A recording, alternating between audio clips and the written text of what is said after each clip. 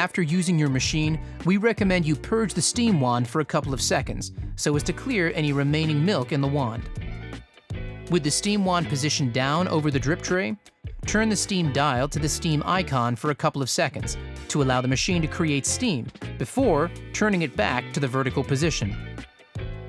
If any holes in the steam wand tip become blocked, these should be cleaned using the steam tip cleaning tool, as even partially blocked holes may affect the performance of the steam wand. To unblock, use the spanner in the middle of the steam wand cleaning tool to unscrew the tip.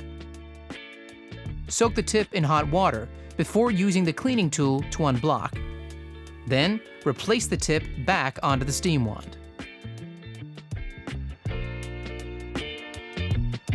Finally, turn the steam dial to the steam position to purge the steam wand after cleaning.